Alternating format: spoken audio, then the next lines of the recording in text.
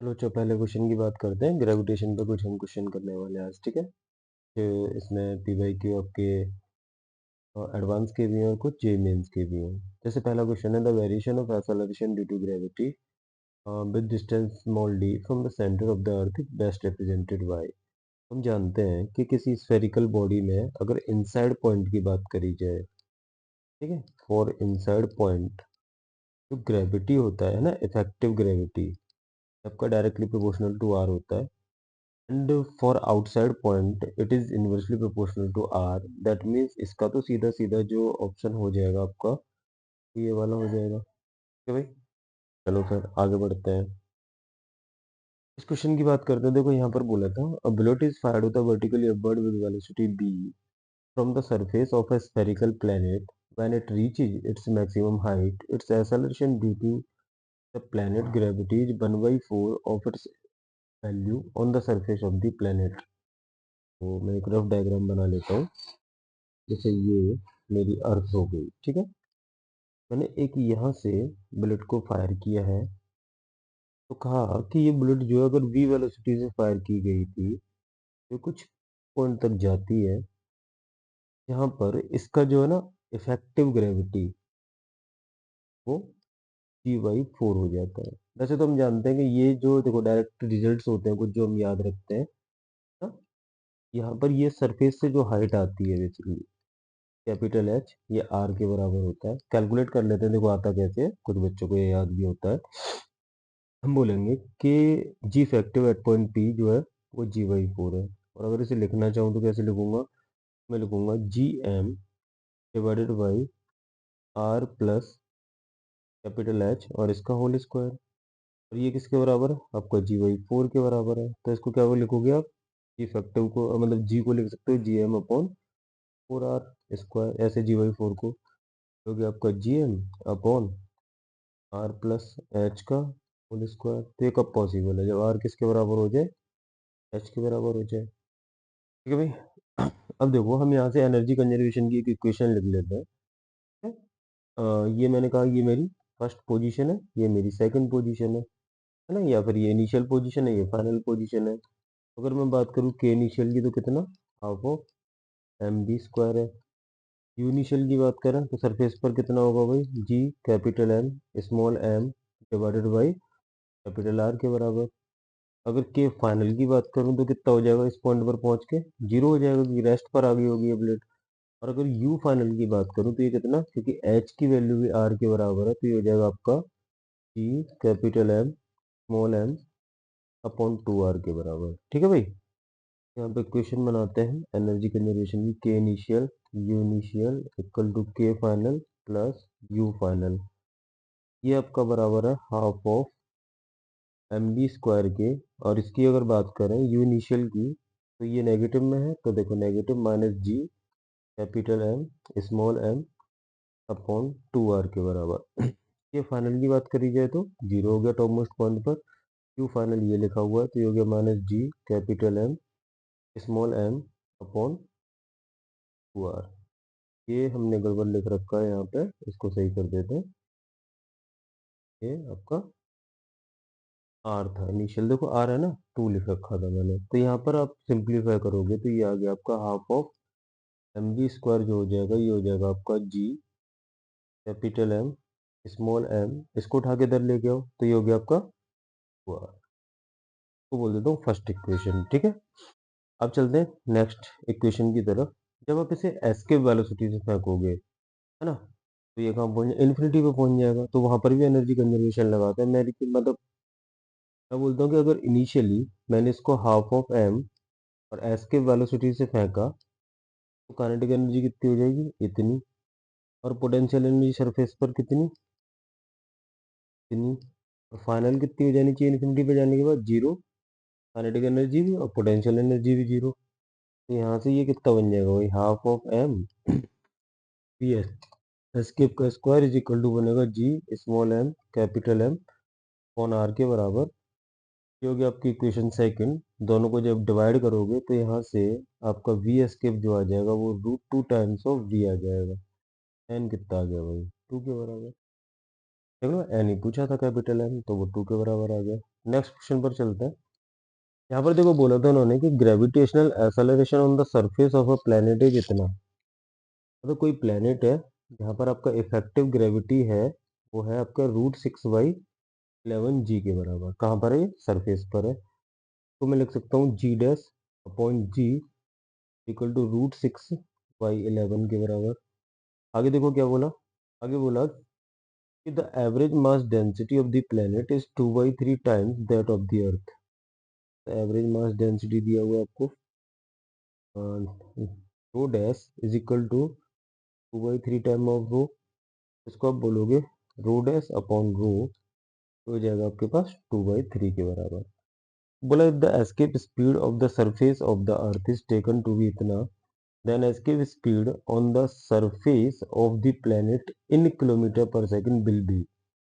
यार जो escape velocity होती है ना, ये होती है आपकी √2 times of g into r के बराबर।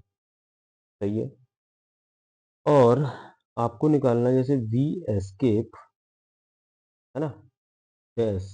तो मैं कह देता हूँ कि भाई प्लेनेट की कितनी थी, इतनी थी। और ये किसके लिए लिख दी मैंने, ये लिख दी प्लेनेट उसके लिए, अर्थ के लिए। इसकी वैल्यू कितनी दे रखी है आपको, 11 किलोमीटर पर सेकंड। तो आप लिखोगे v escape dash upon v escape, ये हो जाएगा आपका G dash upon G multiplied with R dash upon R के बराबर। देखो ये कैसे निकालोगे, आर डैश अपॉन आर तो हमारे पास है ही नहीं, तो हम ये यहाँ से निकाल सकते हैं। मैं जानता हूँ कि जो ग्रेविटी का फॉर्मूला होता है वो क्या होता है भाई, G M upon r square होता है। और अगर उसको डेंसिटी के टर्म में लिखूँ तो ये हो गया आपका density multiplied with 4/3 pi r Q upon r square. तो जी जो हो गया वो कितना हो गया भाई आपका, जी डेंसिटी 4/3 पाई इंटू आर। अगर यहाँ पर मैं देखूँ तो जी डैश अपॉन जी अगर लिखूँ तो ये हो जाएगा आपका रो डैश अपॉन रो, कि बाकी देखो सब कांस्टेंट है, जी कांस्टेंट है, ये वाला पार्ट भी कांस्टेंट है, तो किसके प्रोपोर्शनल है, यहाँ पे देखो जी जो प्रोपोर्शनल है वो डेंसिटी इंटू आर के है। तो मैं अगर इसे लिखना चाहूँ रेशियो के फॉर्म में तो ये हो गया आपका आर डैश अपॉन आर। यहाँ से आप आर डैश अपॉन आर को लिख सकते हो G dash upon G multiplied with rho upon rho dash. और इसकी वैल्यू अगर मैं देखना चाहूँ तो जी डैश अपॉन जी जो है वो है आपका √6/11। रो अपॉन रो डैश की अगर बात करूँ तो ये इसका इन्वर्स कर दो भाई, ये हो गया आपका 3/2 के बराबर। तो ये जो वैल्यू आ गई वो आ गई आपकी 3√6/22 के बराबर। ये चीज़ यहाँ सब्सटीट्यूट कर दो क्योंकि जी डैश अपॉन जी पता है मुझे √6/11 है, और आर डैश अपॉन आर भी मेरे पास निकल आया है जो किसके बराबर है, ये है आपका 3√6/22 यहाँ से निकाला। इसको यहाँ पर सब्सटीट्यूट कर दो तो ये हो जाएगा आपका √6/11 मल्टीप्लाइड विथ 3√6/22। तो जब सिंप्लीफाई करोगे तो देखो ये कितना, √6 6 हो गया, तो 3 × 6 हो गया, और नीचे 2 से 6 3 टाइम्स कट जाएगा, तो 3 इंटू ऊपर हो गया 9, और नीचे हो गया 11 का स्क्वायर, ऊपर 3 का स्क्वायर, तो सीधा सीधा 3/11 बाहर आ जाएगा। देखो वी एस्केप ऑलरेडी हमें 11 किलोमीटर पर सेकंड दे रखी है, तो v escape on this planet कितना हो जाएगा, 3 किलोमीटर आ जाएगा सीधा सीधा, 3 किलोमीटर सेकेंड। तो ये यही आंसर है। आगे बढ़ते हैं। आगे देखो मैच दी फॉलोइंग वाला क्वेश्चन है। यहाँ पर बोला था, अगर ध्यान से आप देखो कि a planet of mass M capital M1 has 2 natural satellite, है ना। Planet of mass capital M has 2 natural satellite and mass is M1 and M2, ना भाई।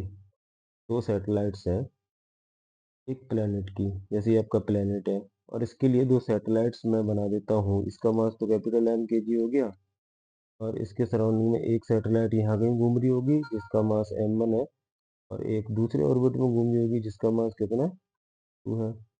इसकी बात करें तो ये आपका R2 दूरी पर है, इसकी बात करें तो इसके सेंटर से R1 दूरी पर है। और क्या बोला इन्होंने, अच्छा इन्होंने रेडियस कैपिटल आर में दे रखी है, तो कैपिटल आर और ये होगी आपकी कैपिटल R2। आगे इग्नोर द ग्रेविटेशन, देखो इसको पढ़ते जाओ। Ignore the gravitation force between the satellite, define V1, L1, K1 and T1 to be respectively the orbital speed, angular momentum, kinetic energy, time period of evolution of satellite 1 and V2, L2, K2 and T2 to be the corresponding quantities of satellite 2 given m1 upon m2। m1 upon m2 जो दिया है मैं वो दिया है आपको कितना, ये दिया है 2 के बराबर, और हमें r1 upon r2 जो दिया है ये दिया है 1/4 के बराबर। आगे बोला match the ratios in list 1 to the number of, है ना, numbers in the list second।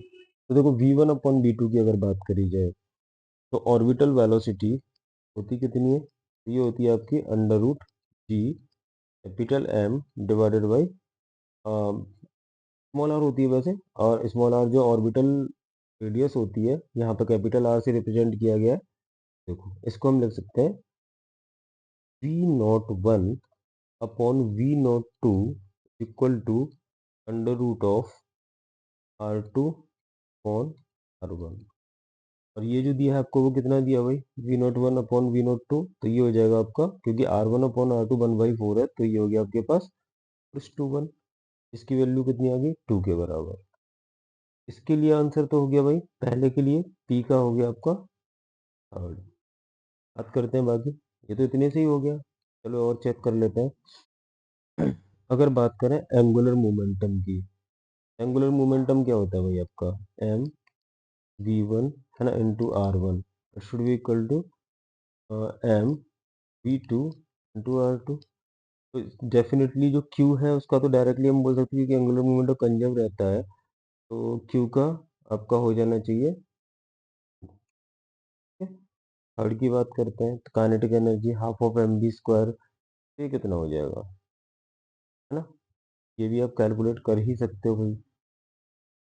Kinetic energy केवल, आई होप काइनेटिक एनर्जी ही दिया है, तो काइनेटिक एनर्जी आप कैसे निकाल सकते हो, in terms of potential energy kinetic energy को भी निकाल सकते हो। ठीक, बात करते हैं इसकी T1 अपॉन T2, क्योंकि मासेस का रेशियो दिया है, वरना यहाँ से भी निकाल सकते हो। मासेस का रेशियो ऑलरेडी हमें पता है, m1 अपॉन m2 इतना है। अब बोलोगे half of m1 v1² upon half of m2 v2², ये हो गया आपके पास k1 अपॉन k2। ये जब आप कैलकुलेट करोगे तो कितना आ जाएगा, ये आ जाएगा आपके पास, हाफ से हाफ गया m1 upon m2 multiplied with v1 upon v2 का होल स्क्वायर। इसको जब करोगे तो ये आ गया m1 अपॉन m2 2 के बराबर है। और v1 अपॉन v2 की बात करी जाए तो ये 2 का स्क्वायर के बराबर हो गया, तो ये आ गया आपके पास 8।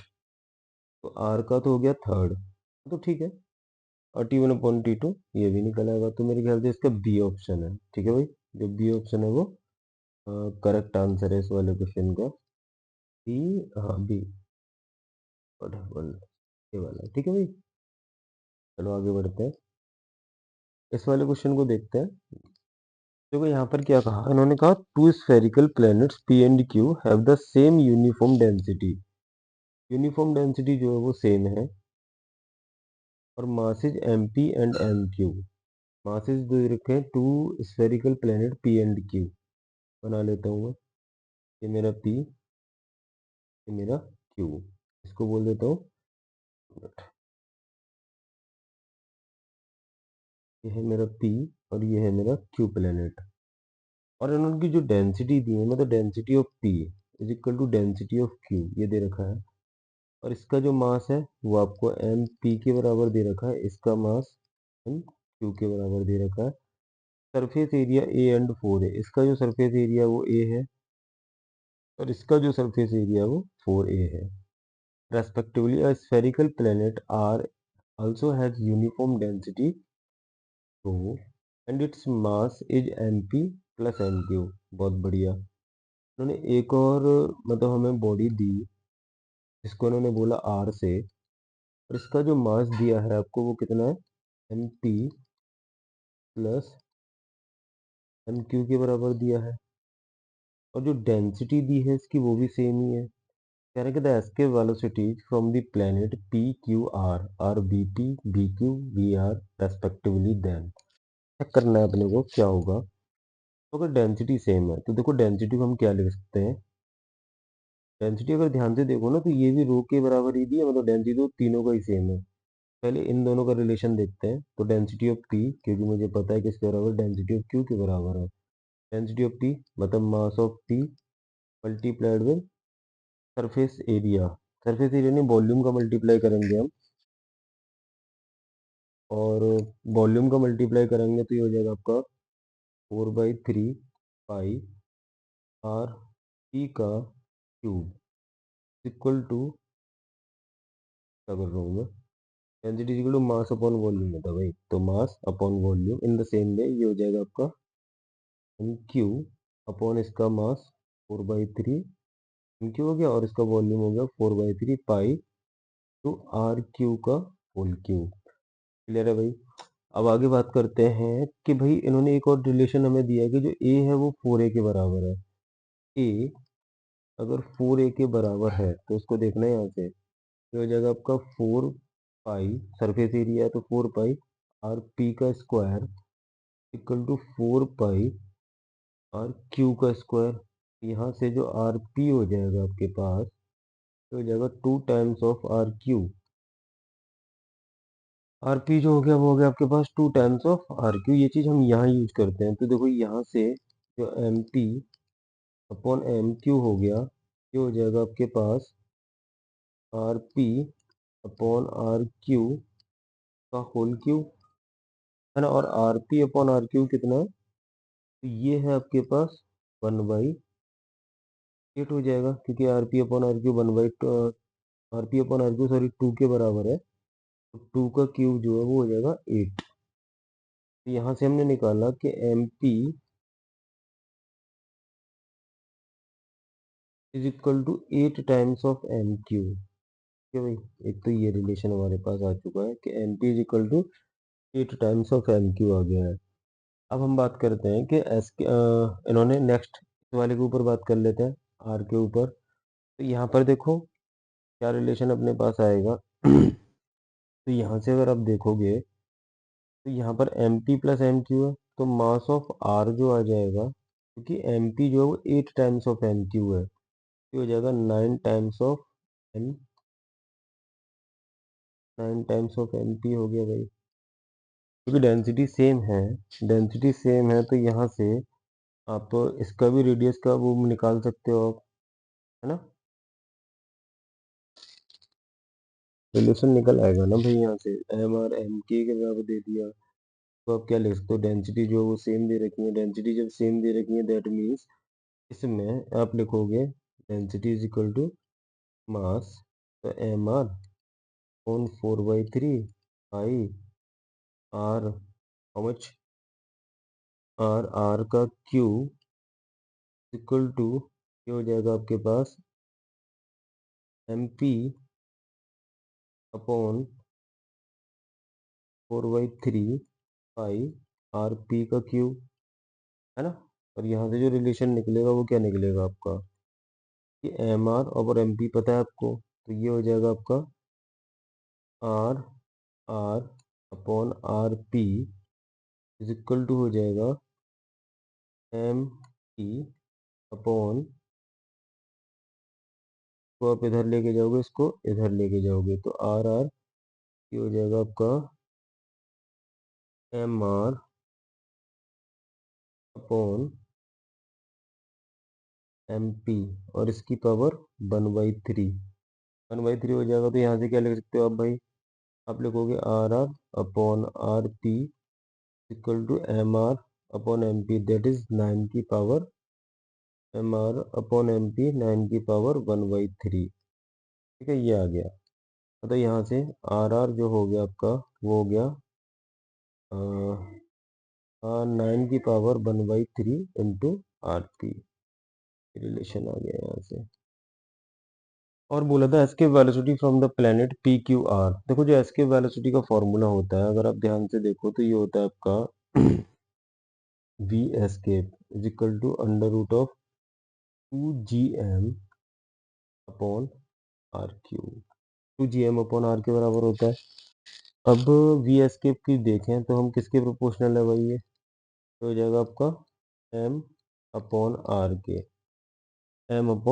के प्रोपोर्शनल है। तो देखो आप यहाँ से कंपेयर इनको कर सकते हो कि भाई ये प्रोपोर्शनलिटी है ना m/r के।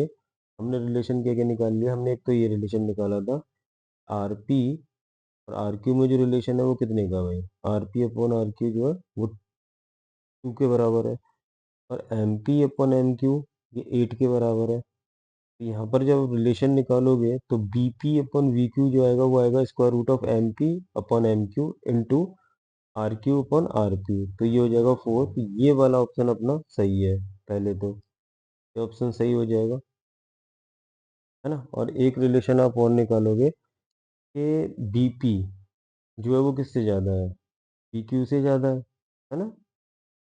तो एक मिनट, वी क्यू सॉरी, यहाँ से जब ये वाला सही है दैट मीन्स वी क्यू जो है वो बी पी से ज़्यादा है। और यहाँ से एक रिलेशन आप और निकाल लोगे कि जो आर और आर पी में रिलेशन ये है, और ये यहाँ से निकलेगा, यहाँ से एक और ऑप्शन सही आ जाएगा, ठीक है, वो भी हम देख लेते हैं। अपने पास जगह नहीं बच रही है, काम करते हैं, यहाँ से थोड़ी ये चीज़ें हटाते हैं, यहाँ पे कर लेते हैं, ठीक है भाई। अब देखो यहाँ से मुझे अगर देखना हो तो ये जो v P upon v R, ये हो जाएगा आपका under root of M P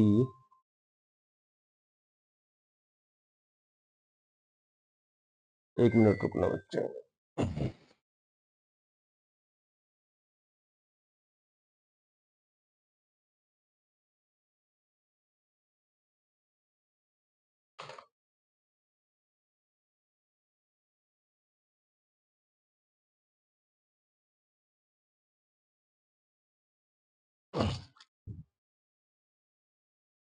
तो ये अपना हो जाएगा v P upon v R जो है ये हो जाएगा आपका M P upon M R multiplied with, ये हो जाएगा आपका आर के टर्म में भी, क्योंकि आर के इनवर्स प्रोपोर्शनल है, तो r R upon r P.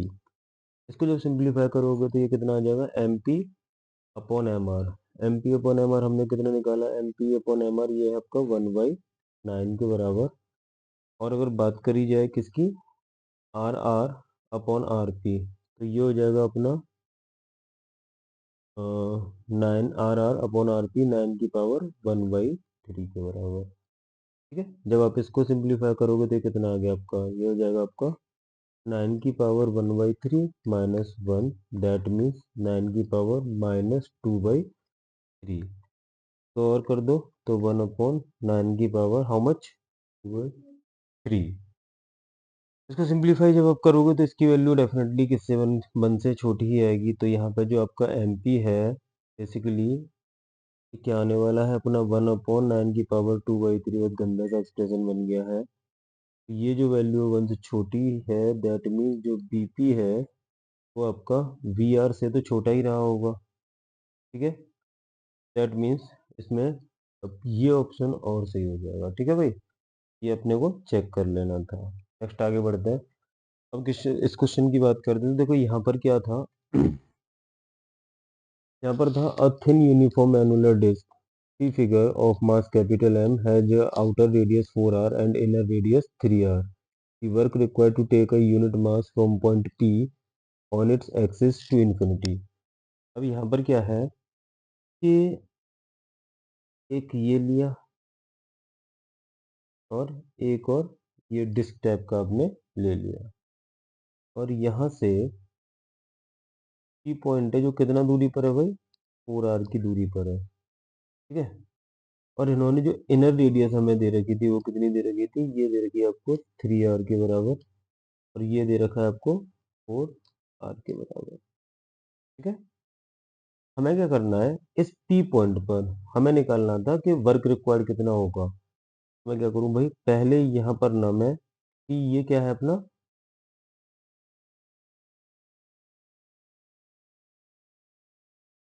Unit mass है P पॉइंट पर, जब ये यूनिट मास है दैट मीन्स मैं यहाँ पर अगर एक स्मॉल आर दूरी कंसीडर करूँ, ठीक है? एक जनरल पॉइंट ले रहा हूँ स्मॉल आर दूरी पर और यहाँ पर एक रिंग कंसीडर कर लेता हूँ डी आर थिकनेस की, ठीक है भाई? और जब ये डी आर थिकनेस की मैं एक रिंग कंसीडर करूँगा, तो इसका अगर मुझे मास लिखना है, ठीक है? डी आर थिकनेस की, तो यहाँ पे जो डी एम मास होगा वो कितना लिखोगे भाई? आप इसको बोलोगे, ये होगा density of the disc into how much? 2 pi r. तो वैसे सिग्मा से रिप्रेजेंट करते हैं ना इसको, तो सिग्मा से चाहो तो सिग्मा से कर लो। तो ये हो जाएगा आपका sigma into 2 pi r into d r. ये हो गया आपका d m mass 2 pi r d r, ठीक है? अब हम क्या करते हैं कि इस मास की वजह से हम यहाँ पे पोटेंशियल लिखते हैं पी पॉइंट पर, तो potential at point P U ये हो जाएगा आपका, कुछ स्मॉल एलिमेंट की वजह से तो स्मॉल डी पी हो गया। ये हो गया आपका जी इंटू डी एम अपॉन दूरी कितनी है, तो देखो ये जो है 4 आर दे रखी है, ये स्मॉल आर है, तो ये जो हो जाएगा आपके पास वो कितना हो जाएगा आपका 4 आर स्क्वायर परपेंडिकुलर। और ये बेस कितना है भाई? ये है आपके पास स्मॉल आर के बराबर, तो इसका स्क्वायर है ना। अब यहाँ पे सब्सटीट्यूट कर देते हैं की वैल्यू, तो ये होगा 4 are square plus small r square, ये इतना बन गया।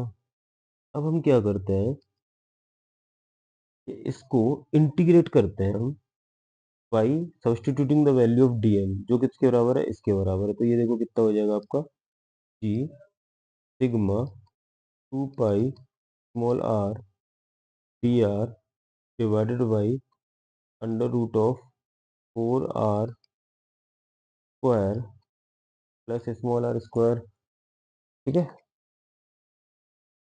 वर्क रिक्वायर्ड, तो बेसिकली यही जो चेंज इन पोटेंशियल के बराबर है, यही तो अपनी वर्क डन है। वर्क डन क्या है? यही चीज है ना? अब देखो, और इवन ये नेगेटिव में भी होता है, ठीक है भाई? तो यहाँ पे एक नेगेटिव भी लगा लो। अब इसको आप सिर्फ सिंप्लीफाई करोगे तो ये जैसे देखो जी कॉमन है, और इवन जो सिग्मा है ये भी आपका कॉमन, मतलब कांस्टेंट टर्म है, 2 पाई कांस्टेंट टर्म है। इवन सिग्मा को यहाँ लिखा भी जा सकता है भाई, ठीक है? अभी मैं बता दूंगा कैसे लिखना है। तो G sigma 2 pi in bracket इसमें इंटीग्रेशन में ये हो गया आपका r d r upon under root of 16 r square plus small r square, ठीक है? यहाँ पर जो लिमिट आप पुट करोगे वो कहाँ से करते हैं, क्योंकि अपने डी आर एलिमेंट ले रखा है जो इस एनुलर डिस्क का पार्ट है। ये जो इंटीग्रेट होगा वो होगा आपका 3 आर से लेकर 4 आर तक।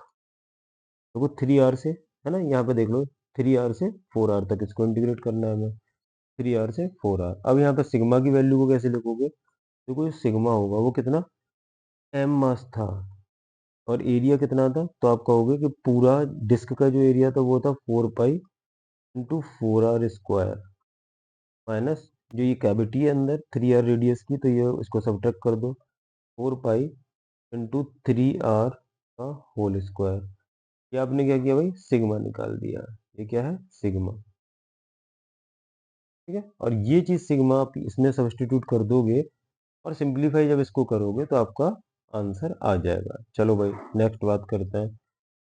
नेक्स्ट क्वेश्चन है ये, यहाँ पर बोला था कि two body each of mass capital M are kept होता है फिक्स्ड विद सेपरेशन 2l। देखो दो बॉडीज हैं, मैंने कहा एक बॉडी जिसका मास कितना कैपिटल एम, और एक और बॉडी जिसका मास कितना है कैपिटल एम है, are kept fixed with separation of 2l। जो सेपरेशन है वो कितना है? 2l के बराबर है। A particle of mass small m is projected from the midpoint of the line joining their centers perpendicular to the line.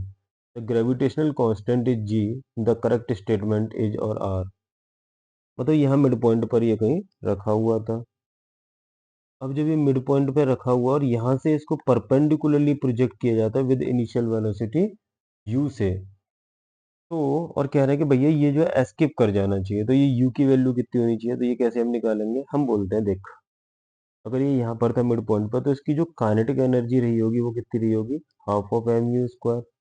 Potential energy की बात करूँ तो इसकी वजह से भी होगी और इसकी वजह से भी होगी, तो ये कितनी होगी? अगर इसका मास स्मॉल एम था और दे भी रखा है, तो ये हो जाएगा आपका minus G small M into capital M divided by L, इसका 2 टाइम्स, क्योंकि इसकी वजह से भी और इसकी वजह से भी है, और फाइनल काइनेटिक एनर्जी जीरो हो जानी चाहिए और फाइनल पोटेंशियल एनर्जी भी जीरो हो जानी चाहिए। जब आप इसको सिंप्लीफाई करोगे तो ये आपका आ जाएगा 4 times of G capital M upon L, है ना, और इसका स्क्वायर, तो यहाँ से जो u आ जाएगा ये आ जाएगा आपके पास 2 times of under root G M by L.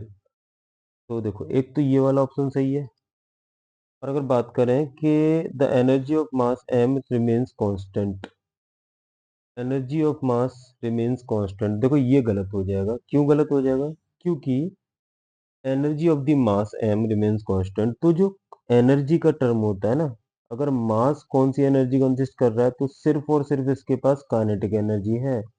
ये मत समझ लेना कि टोटल एनर्जी कांस्टेंट रहेगी, जो सम होता है किसका, kinetic energy plus potential energy. जो पोटेंशियल एनर्जी है ये किसका पार्ट है भाई, ये आपका पार्ट जो है वो जस्ट बिकॉज ऑफ द मतलब इन बॉडीज की वजह से है, ठीक है, ना कि इसका खुद का पार्ट है। तो इसका पार्ट सिर्फ काइनेटिक एनर्जी है। यहाँ पर जो कोई कांस्टेंट रहेगा वो टोटल एनर्जी कांस्टेंट रहेगी, ना कि काइनेटिक एनर्जी। तो ये वाला पार्ट गलत हो जाएगा। नेक्स्ट आगे बढ़ते हैं। एक इस वाले क्वेश्चन को और देख लो। यहाँ पर बोला कि a satellite is revolving in a circular orbit at a height h from the earth surface. तो पहले तो एक प्लेनेट बना लेता हूँ, अर्थ ही बना ली मैंने। बोला है कि जो h है वो लेस देन कैपिटल r है, मीन्स जो सैटेलाइट का वो रहा होगा ऑर्बिट, वो कितना रहा होगा, वो मतलब बहुत ही क्लोजली इसके रोटेट कर रही होगी, है ना। तो मैंने कहा कि भैया ये आपकी क्या थी, ये आपकी अर्थ थी, ये ऑर्बिट है। यहाँ पर फॉर एग्जांपल ये रोटेट कर रही है किसी भी वेलोसिटी से, तो आप यहाँ पे जो स्मॉल आर है उसको आप क्या लिखोगे, कैपिटल आर प्लस एच। लेकिन ये दे रखा है कि एच जो है वो काफ़ी छोटा है आर से, तो स्मॉल आर को अप्रोक्सीमेटली इक्वल मैं किसके बोल सकता हूँ, कैपिटल आर के, ठीक है। Where R is the radius of the earth, assuming, देखो अब क्वेश्चन पढ़ते हैं आगे। Assuming that the effect of Earth's atmosphere can be neglected, the minimum increase in the speed required so that the satellite could escape from the gravitational field of Earth। अब एक चीज देखना, अगर मैं यहाँ पर इसको बोलता हूँ vo, तो जो ऑर्बिटल वेलोसिटी होगी वो कितनी होगी भाई, ये होगी अपनी under root G M upon small R, और स्मॉल आर खुद कैपिटल आर के बराबर है, तो ये हो गया आपके पास under root G M upon capital R. लेकिन जो एस्केप वेलोसिटी होती है ये आपकी कितनी होती है, ये होती है under root of G M divided by R के बराबर। इन्होंने हमसे पूछा है कि the minimum increase in speed required so that the satellite could escape from the gravitational field, मतलब हमें कितनी वेलोसिटी, क्योंकि पहले इतनी थी, कितनी और एडिशनल वेलोसिटी इसको देनी चाहिए कि ये जो सैटेलाइट है एस्केप कर जाए। तो देखो इतनी रिक्वायर्ड है इतनी, तो चाहिए कितनी, तो डेल वी निकाल दो भाई। डेल वी कितना, V escape minus V naught, ये हो जाएगा आपका under root of G M upon R in bracket root two minus one. इसमें एक आर का मल्टीप्लाई कर दोगे तो ये हो गया G two R root two minus one. तो ये ऑप्शन हो जाएगा सही। ठीक है बच्चों, इस वीडियो में बस इतना ही रखते हैं, ठीक है। Thank you. बाकी क्वेश्चन और कराऊंगा मैं नेक्स्ट वीडियो में, ठीक है।